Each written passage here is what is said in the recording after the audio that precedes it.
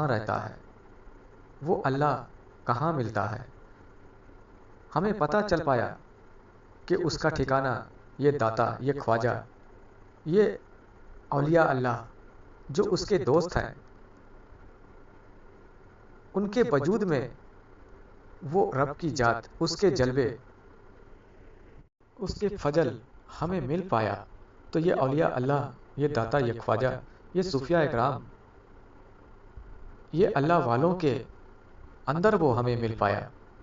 اس کے جلوے، اس کے فضل، اس کے نور ہمیں ملے تو یہ اللہ والوں کے اندر ملے، ہمیں مل پایا۔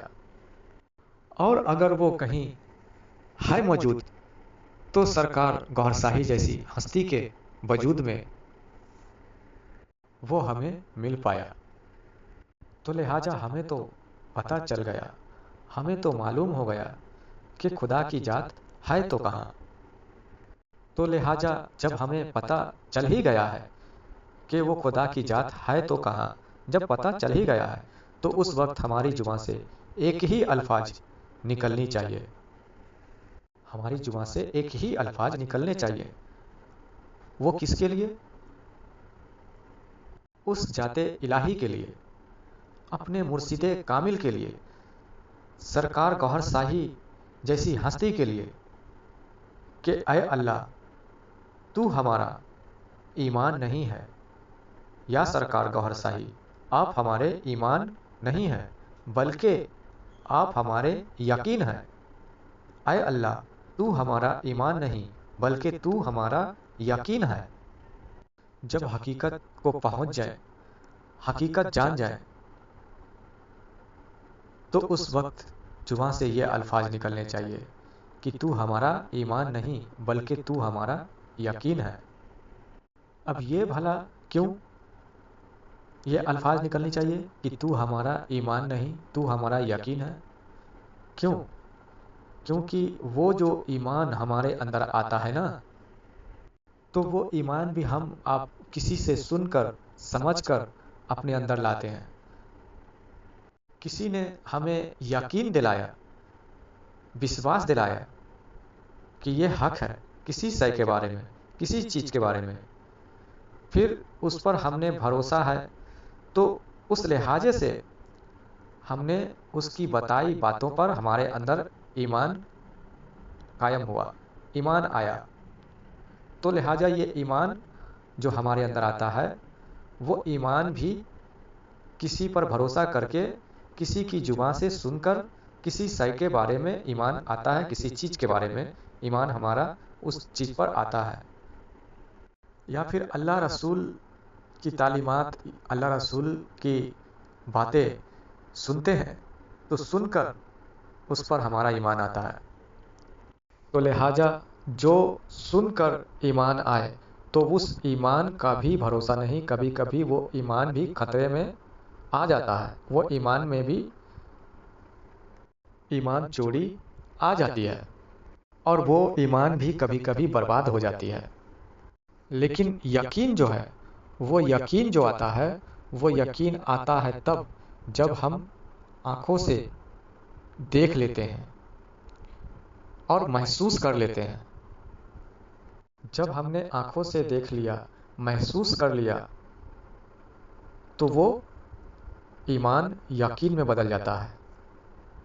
جب ہم اس ذات الہی کو، خداوند تعالیٰ کو جان جاتے ہیں، پہچان جاتے ہیں، اس کا پتہ لگا لیتے ہیں، تو پھر ایمان نہیں بلکہ یقین میں ہم تبدیل ہو جاتے ہیں۔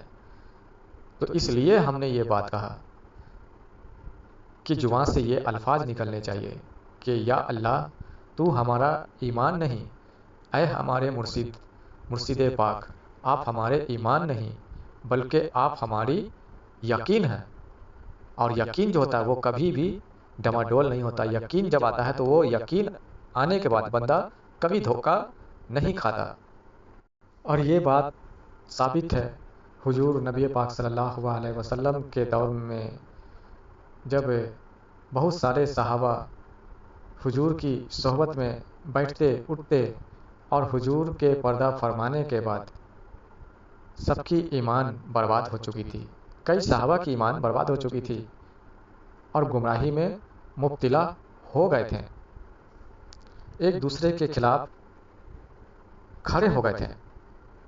ये ईमान में कमी का वाजे होना, ईमान कम होने का इशारा है।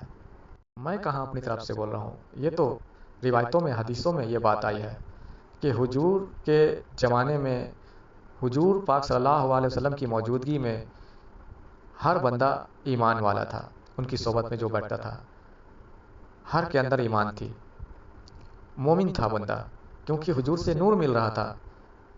हुजूर की सोबत छिनी, उनके अंदर से ईमान जाया होती गई। तो मैंने हवाला भी दे दिया कि ईमान से जो बड़ी शय है वो यकीन है।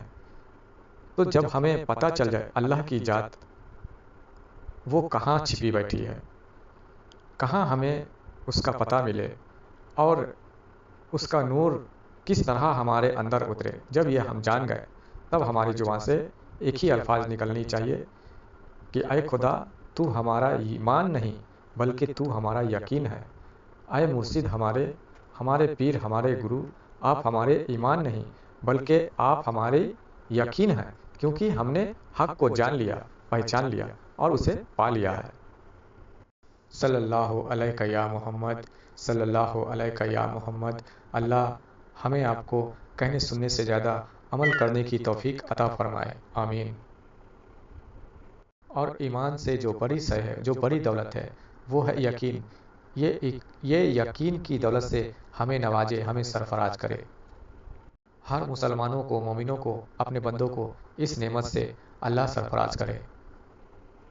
और रही बात कि जो खताएं हुई है, गलतियां हुई है बुजुर्गों की शान में, वलियों की शान में, अल्लाह के कलाम में जाने अनजाने जो खताएं, जो गलतियां हो गई है, सरकार गौहर शाही के शान में जो खताएं गलतियां हो गई है, अल्लाह तू इसे दरगुजर फरमा और सबको गुमराही से निकाल, अपने बंदों को गुमराही से निकाल और उन्हें हिदायत अता फरमा। तो लिहाजा